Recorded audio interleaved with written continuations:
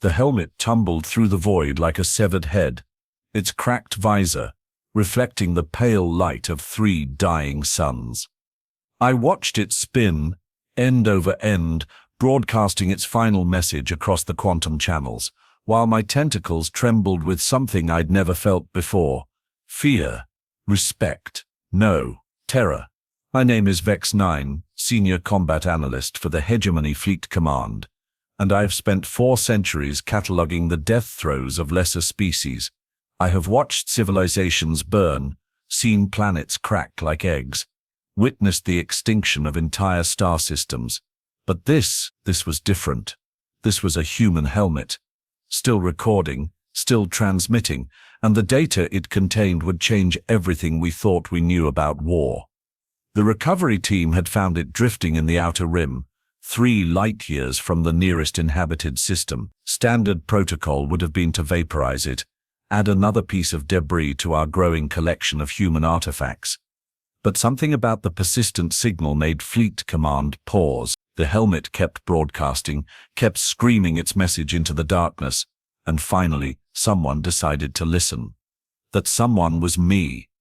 Another human relic, my assistant Cruel 7, had said when they brought it aboard. His scales were already turning that sickly green color they got when he was disgusted.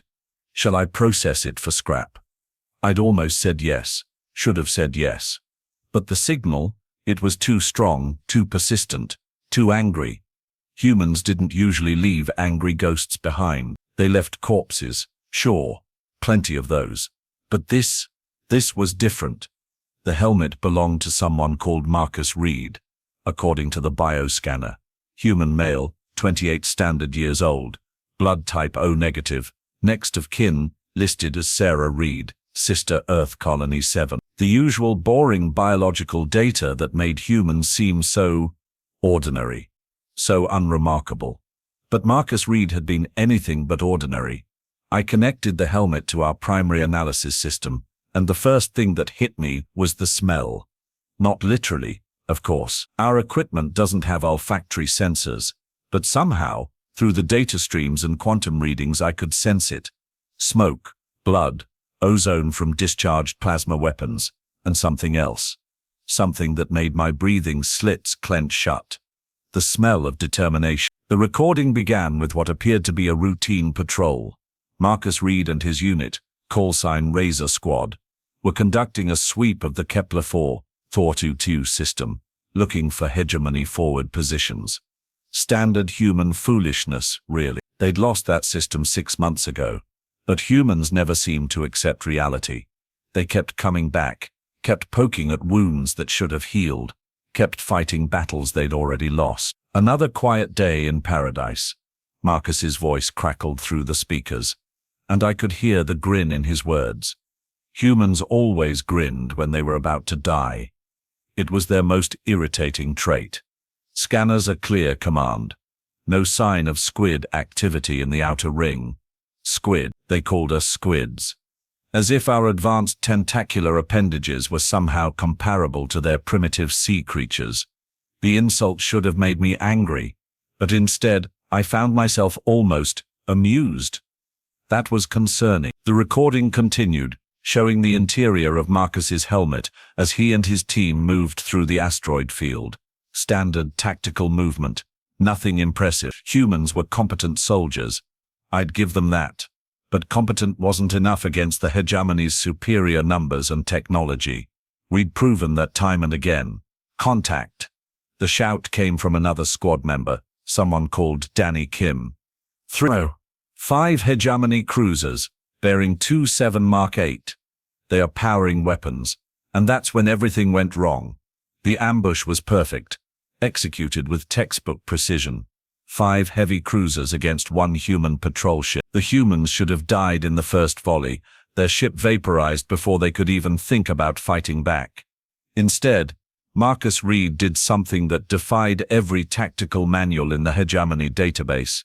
He laughed. "Well, boys," his voice echoed through the helmet's speakers. "Looks like we found those squids after all. Danny, bring us around to attack Vector 7. Kyle, charge the main guns. And someone please tell me we have got torpedoes loaded. Attack Vector 7, against 5 heavy cruisers. Either Marcus Reed was insane, or he knew something about warfare that we didn't. I was beginning to suspect it was both. The next 17 minutes were a masterclass in human unpredictability, where any rational species would have retreated, called for backup, or attempted to negotiate. Marcus Reed's squad attacked. Not just attacked, they attacked with the kind of reckless abandon that made my analysis algorithms crash and restart 3 times. They used the asteroid field like a 3-dimensional chessboard, bouncing sensor signals off rock formations to create false targets, hiding behind chunks of ice and metal that should have provided no cover at all. They turned their patrol ship into a missile, diving straight at the Hegemony formation with engines screaming and weapons blazing. It shouldn't have worked. By every law of physics, tactics and common sense, it shouldn't have worked. But it did. The first Hegemony cruiser died when Marcus's ship rammed it at 17% light speed, punching through the shields like they were paper. The second died when Danny Kim somehow managed to overload their own torpedo tubes, turning the ship into an improvised bomb that took out 2 more cruisers in the resulting explosion. That left 1. And that's when things got really interesting. The surviving Hegemony cruiser, the heavy Dreadnought Vorthax Pride, was commanded by War Captain Zex Prime, one of our most decorated officers. He should have finished the humans easily. Instead, he made the mistake of trying to capture them alive. "Attention human vessel," Zex Prime's voice came through the recording, translated through the helmet's communication system. "You have fought well, but you are outnumbered and outgunned. Surrender now, and we will grant you the honor of serving in our mining colonies." Marcus Reed's response was immediate, and in retrospect, completely predictable. "Counteroffer," he said, and I could hear that damned grin again. "How about you take your tentacles and your mining colonies and shove them up your breathing slits?" The silence that followed was deafening. In 4 centuries of warfare, no species had ever responded to a surrender demand with such creative vulgarity. War Captain Zex Prime was so shocked that he actually forgot to fire his weapons for a full 30 seconds. 30 seconds was all Marcus Reed needed. The patrol ship was dying, its engines failing, its weapon systems offline. But Marcus Reed wasn't finished. He activated the ship's emergency beacon, not to call for help, but to overload the communication array. The resulting electromagnetic pulse disabled the Dreadnought's sensors for exactly 47 seconds. During those 47 seconds, Marcus Reed did something that would be talked about in Hegemony tactical academies for generations to come. He ejected himself from the dying ship, not in an escape pod, but in a maintenance suit, carrying nothing but a plasma cutter and what humans quaintly called a bad attitude. He flew across 3 kilometers of open space, landed on the hull of the Dreadnought, and began cutting his way inside. 1 human, 1 plasma cutter, 1 heavy Dreadnought, with a crew of 400. The odds were approximately 40 million to 1 against success. Marcus Reed apparently didn't care about odds. The recording switched to external cameras as he moved across the hull, and I found myself leaning forward, my tentacles gripping the analysis console so tightly that the metal began to groan. This was impossible. Humans didn't do things like this. They were supposed to be predictable, rational, governed by self-preservation instincts like every other species. But Marcus Reed cut through the hull, plating like it was tissue paper, dropped into the Dreadnought's maintenance tunnels, and began working his way toward the bridge. The helmet's recording showed everything: the narrow corridors, the emergency lighting, the growing sounds of alarm klaxons as the Hegemony crew realized they had been boarded by 1 human, 1 insane, grinning, impossible human. "Ship's log, Razor Leader." Marcus's voice came through the speakers, calm as if he were ordering coffee.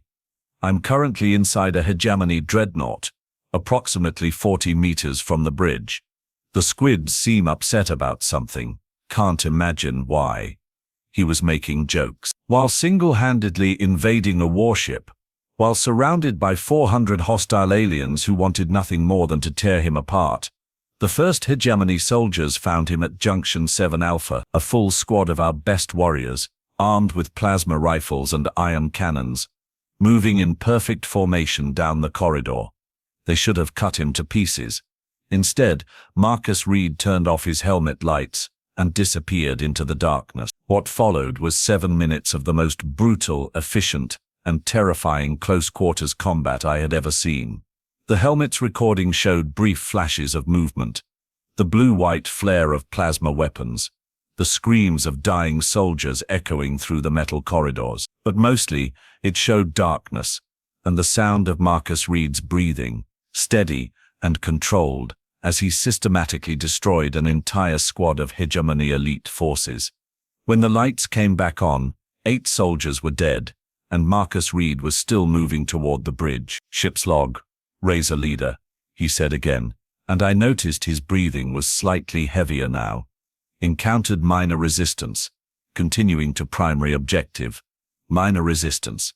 He called the destruction of an elite squad minor resistance. The recording continued, and I watched in growing horror as Marcus Reed fought his way through the ship, deck by deck, corridor by corridor. He used every trick in the book, and several that apparently weren't in any book. He turned their own ventilation systems against them, rerouted power conduits to create electrical traps, and at one point actually used a severed tentacle as a climbing rope. By the time he reached the bridge, 23 Hegemony soldiers were dead, and the remaining crew was in full panic mode. War Captain Zex Prime had barricaded himself behind the command console, screaming orders that no one was following anymore. Marcus Reed cut through the bridge doors like they were made of cardboard. "Knock, knock," he said, stepping onto the bridge of the most powerful ship in the Hegemony fleet. "Hope I'm not interrupting anything important." War Captain Zex Prime raised his plasma rifle, his tentacles trembling with rage and fear. You are just one human. How is this possible?" Marcus Reed tilted his head, and through the helmet's camera, I could see his reflection in the bridge's view screen. He was smiling, not grinning anymore, but smiling with the kind of cold, predatory satisfaction that made my blood run ice cold. "You want to know the secret?" Marcus asked, walking slowly toward the command console. "The thing that makes humans different from every other species in the galaxy." Zex Prime's tentacles curled into defensive positions. "What?" "We are too stupid to know when we are supposed to lose." The plasma rifle fired, but Marcus Reed was already moving, diving behind a control console as the energy beam scorched the air where he'd been standing. The next few minutes were a deadly game of cat and mouse, with Zex Prime trying to pin him down while Marcus systematically destroyed every piece of equipment on the bridge. Finally, inevitably, Marcus Reed got behind the war captain and pressed the plasma cutter to his breathing slits. "Now," Marcus said, his voice perfectly calm, "here's what's going to happen. You are going to send a message to every Hegemony ship in this system. You are going to tell them that humanity is done playing defense. You are going to tell them that we are coming for them, and we are bringing everything we have got." Zex Prime's tentacles writhed in helpless rage. "You cannot. You are one human, one ship. This changes nothing." "Maybe," Marcus Reed agreed, "but I bet it changes something." And then, with the kind of timing that only humans seem to possess, Marcus Reed activated the Dreadnought self-destruct sequence. The recording ended there, in a burst of static and white light that made my analysis equipment scream warnings about data corruption. When the chaos cleared, all that remained was the helmet, tumbling through space, broadcasting its final message to anyone willing to listen. I sat in the darkness of my analysis chamber, staring at the silent helmet, my tentacles still trembling with emotions I couldn't name. In the space of 2 hours, I had watched one human destroy 5 Hegemony warships, kill 47 of our best soldiers, and turn a routine patrol into a declaration of war. But that wasn't the worst part. The worst part was what came next. Because 3 days after we recovered Marcus Reed's helmet, every human colony in the Outer Rim went dark. Not destroyed, not conquered. Dark, silent, gone. And then, exactly 1 week later, they came back. All of them. At once. With weapons we'd never seen before, and tactics that made Marcus Reed's assault look like a training exercise. The war had begun, I should have destroyed that helmet the moment it arrived, should have incinerated it, scattered its atoms across the void, and filed a report about another piece of human debris. Instead, I kept it, and its impossible recording, and 3 months later, I understood why humans called it learning the hard way. The first sign that something had gone catastrophically wrong came from the Hegemony Intelligence Division. Admiral Thex Prime burst into my analysis chamber without warning, his tentacles writhing with the kind of agitation that usually preceded mass execution. "Vex-9," he hissed, his voice cutting through the air like a plasma blade. "We have a problem." I gestured toward the helmet, still sitting on my analysis table like an accusation. "The human recording. I have been studying it for weeks. Their tactics are unconventional, but hardly, not the recording," Thex Prime interrupted, his scales shifting to that deep purple color that meant someone was about to die. "The colonies. All 47 human colonies in the outer rim. They have gone completely silent." I felt my breathing slits contract. "Silent? You mean destroyed?" "I mean silent. No communications, no energy signatures, no life signs, nothing. It's as if they simply vanished." That was impossible. 47 colonies didn't just vanish. Colonies had infrastructure, populations, defensive systems. They left traces when they died, scorch marks when they burned, debris fields when they exploded. They didn't just disappear into the void like morning mist. "How long?" I asked. 17 hours ago, all of them, simultaneously, across a span of 200 light-years. The implications hit me like a meteor. Coordinated action across multiple star systems required either massive technological superiority or perfect timing. Humans had neither. They were scattered, disorganized, constantly fighting among themselves when they weren't fighting us. They couldn't coordinate a birthday party, let alone a system-wide evacuation, unless— "Admiral," I said slowly, "what if they didn't vanish? What if they are hiding?" Thex Prime's tentacles curled into dismissive spirals. "Hiding? 47 colonies? That's over 6 billion humans. You can't hide 6 billion people, Vex-9. It's physically impossible." I picked up Marcus Reed's helmet, turning it over in my tentacles. The recording had shown something beyond human stubbornness or tactical innovation. It had shown preparation. Marcus Reed hadn't stumbled into that Dreadnought by accident. He'd known exactly what he was doing, where he was going, how to get there. "What if?" I said, my voice barely above a whisper. "What if this recording wasn't a death message? What if it was a signal?" The Admiral's scales shifted to a sickly yellow. "A signal for what?" Before I could answer, the chamber's communication array erupted in alarm klaxons. Emergency broadcasts flooded the channels, all saying the same impossible thing. The human colonies were back. All of them. Simultaneously, but they weren't the same colonies that had vanished. The first reports came from Scout Fleet Epsilon, patrolling the Vega system, where there had been a single human mining colony, with maybe 300 residents.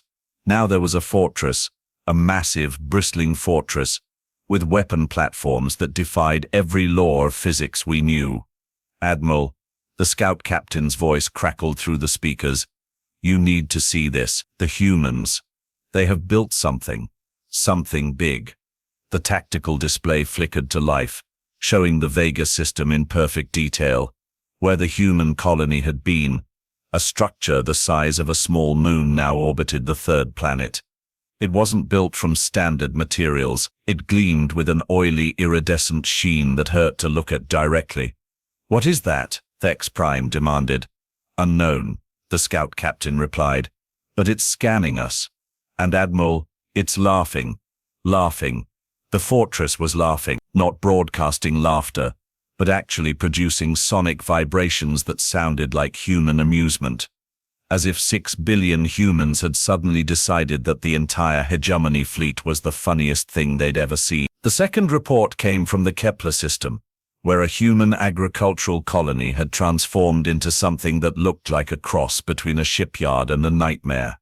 Massive construction bays stretched across the asteroid belt, each one big enough to build a dreadnought. But they weren't building dreadnoughts. They were building something else entirely.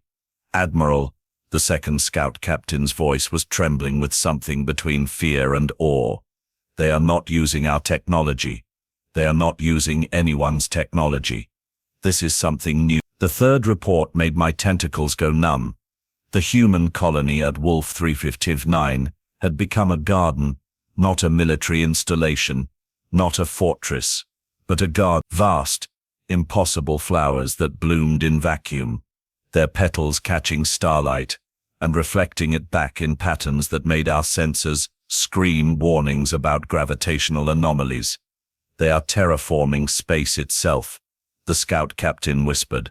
They are making the void alive. Admiral Thex Prime's scales had gone completely white, the color of terminal shock. This is impossible. Humans don't have this kind of technology. They can barely manage faster than light travel.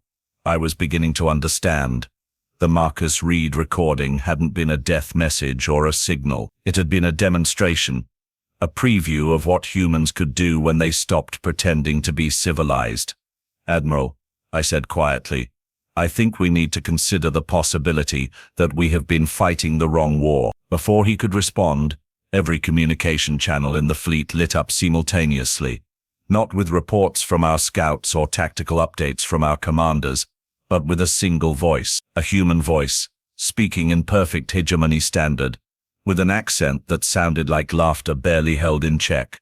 Attention, Hegemony Fleet Command. This is Sarah Reed, speaking for the United Human Colonies. We have a message for you. Sarah Reed. The name from Marcus Reed's bioscanner, his sister, his next of kin. We know you recovered my brother's helmet, she continued, her voice carrying across every frequency at once. We know you watched the recording.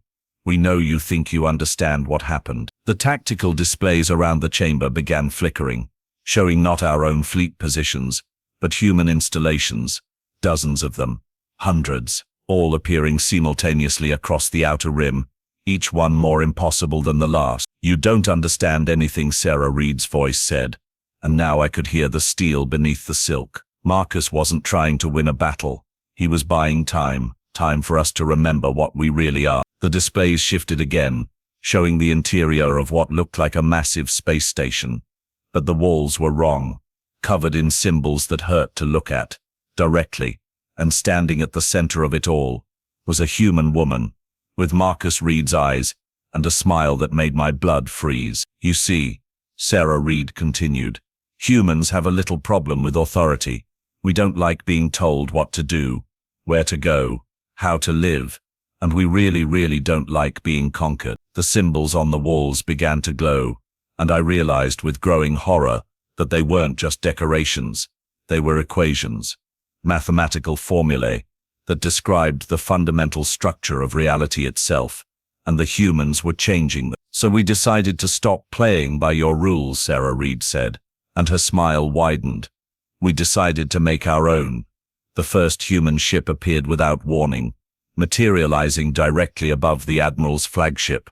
It wasn't built from metal or ceramic or any material we recognized. It looked like it had been grown rather than constructed, all flowing curves and organic surfaces that seemed to pulse with their own heartbeat. Impossible, Admiral Thex Prime whispered. Ships can't just appear. Physics doesn't work that way. Physics, Sarah Reed's voice replied as if she'd heard him, is more of a suggestion than a rule, and humans have never been very good at following suggestions. The second ship appeared beside the first, then the third, then the fourth. Within minutes, the entire Hegemony fleet was surrounded by vessels that defied every law of engineering we knew. They moved without engines, turned without thrusters, and radiated energy signatures that made our instruments weep with confusion. Now, Sarah Reed said, her voice taking on a tone of patient explanation, you are probably wondering how we did all this, how we built these ships, these stations, these impossible gardens in the void. The answer is simple. She paused, and in that pause, I heard something that made my soul crawl into the deepest corners of my mind. We stopped being human. The tactical displays shifted one final time, showing the interior of the human space station. But now I could see the truth. The humans weren't just standing in the station, they were part of it, connected to it, through cables and conduits that ran directly into their skulls, their spines, their nervous systems.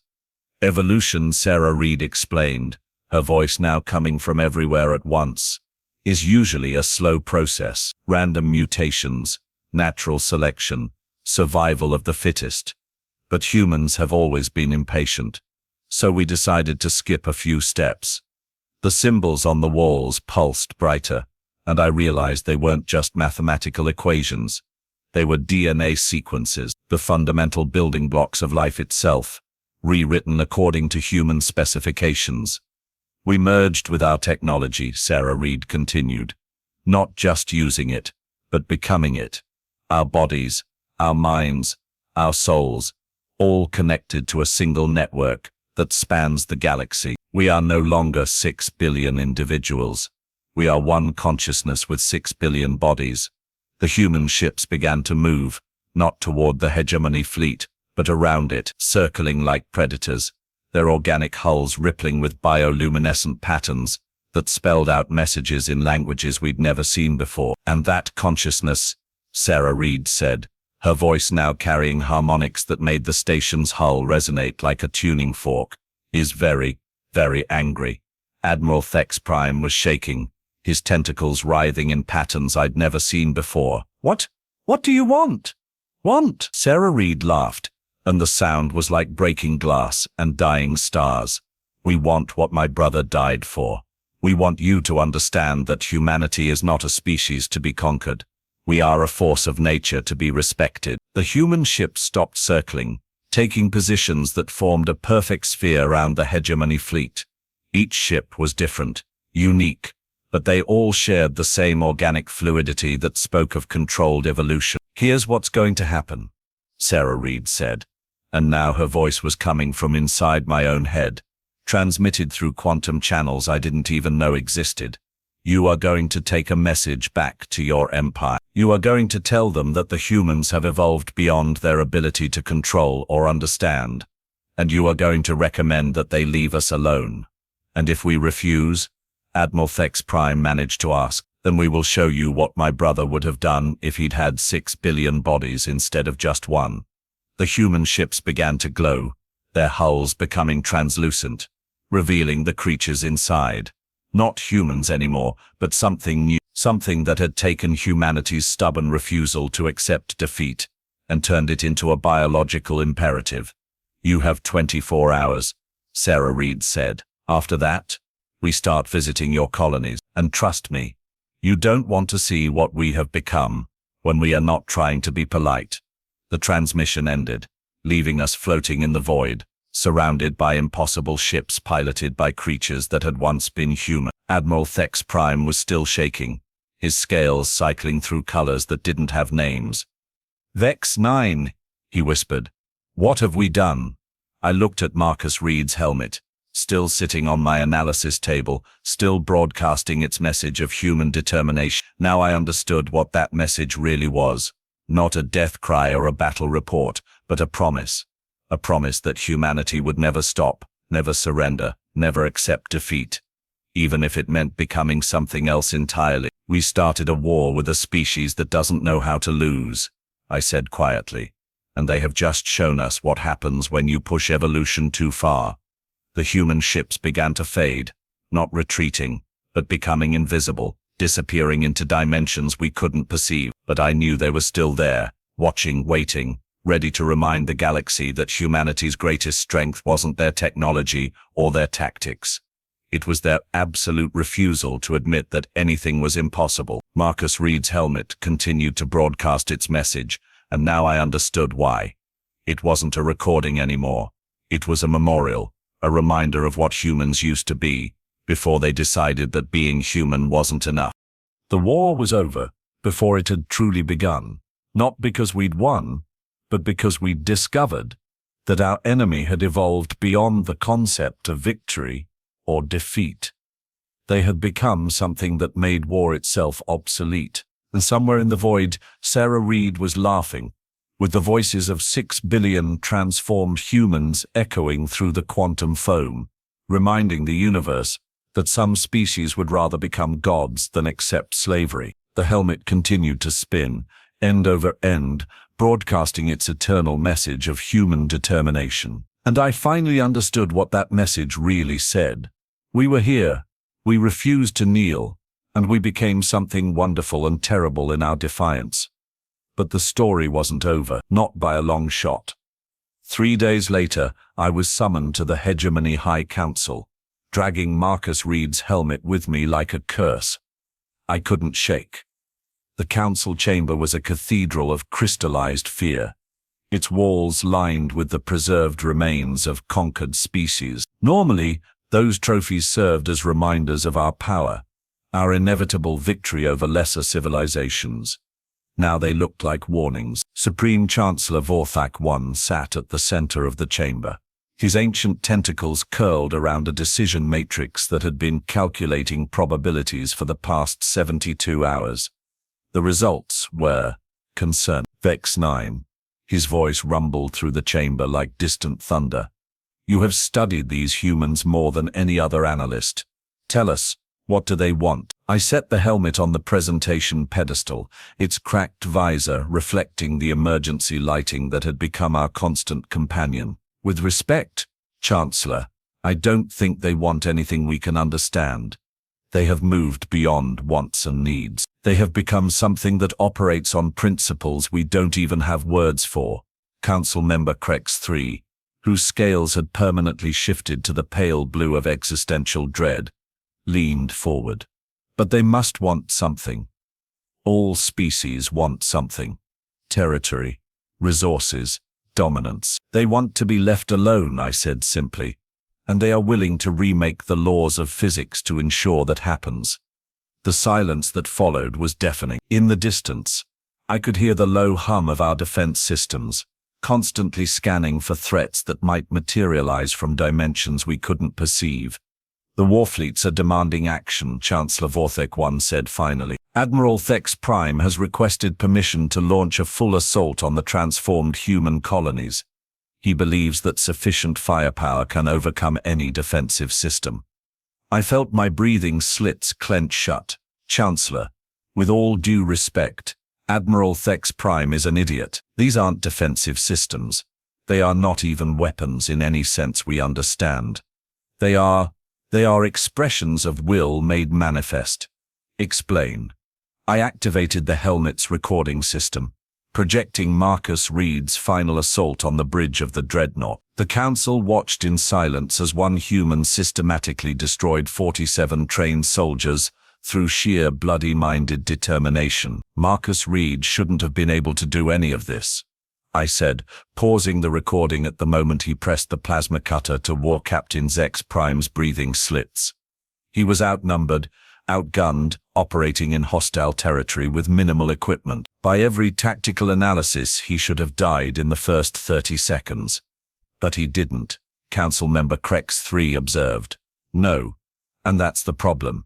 Humans don't accept mathematical certainty. They don't bow to statistical probability. They look at impossible odds and ask, what if we try anyway?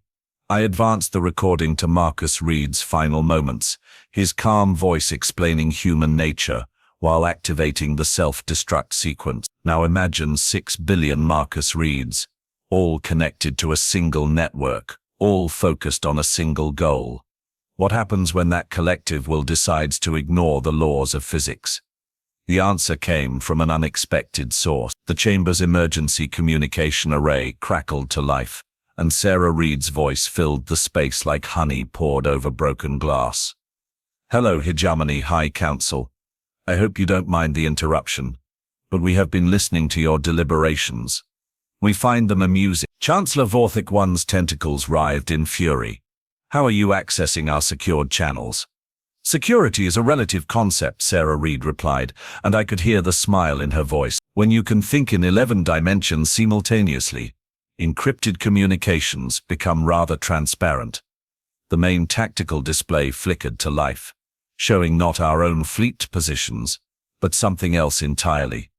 The human colonies, all 47 of them, were moving, not through space, but through something that looked like space folded back on itself.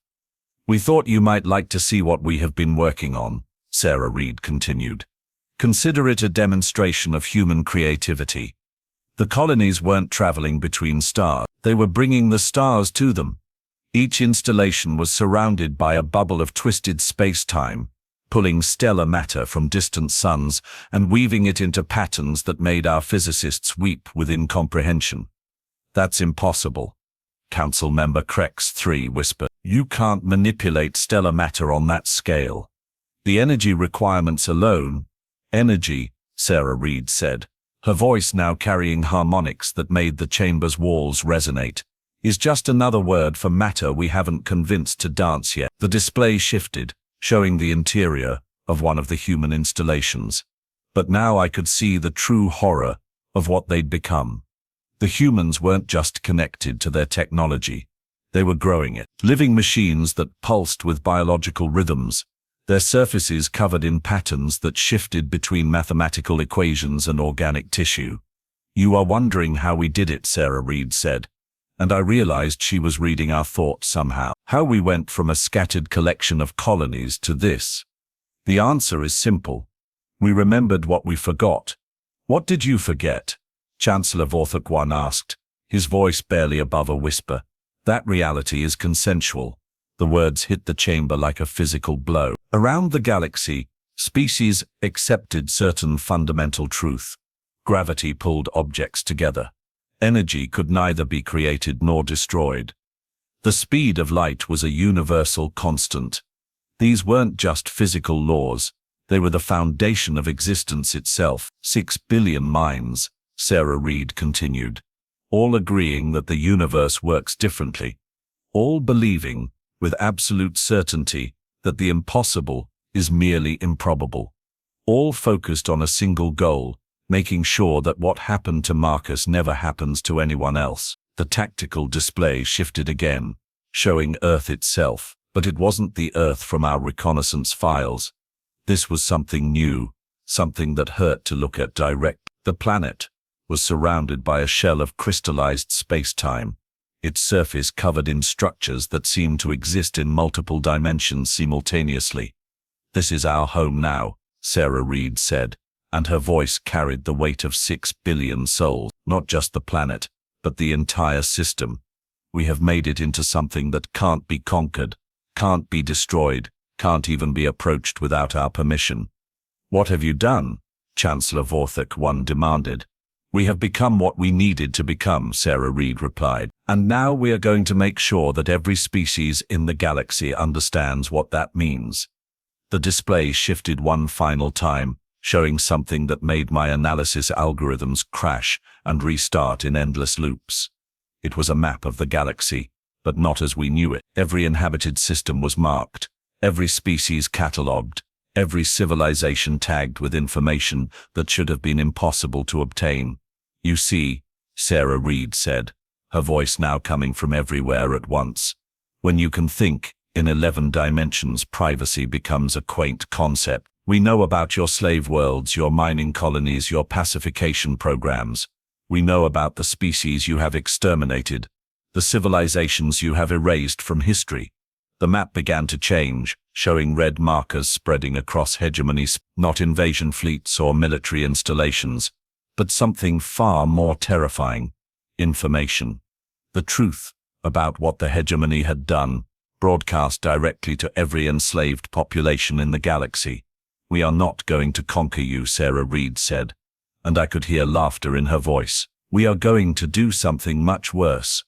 We are going to give your slaves the same choice we gave ourselves: evolve or remain victims." The implications hit me like a collapsing star.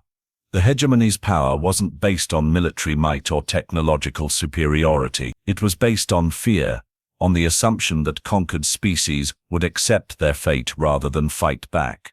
But what happened when those species suddenly had access to the same evolution that had transformed humanity? "This is madness," Council Member Crex 3 said, his scales now cycling through colors that didn't have names.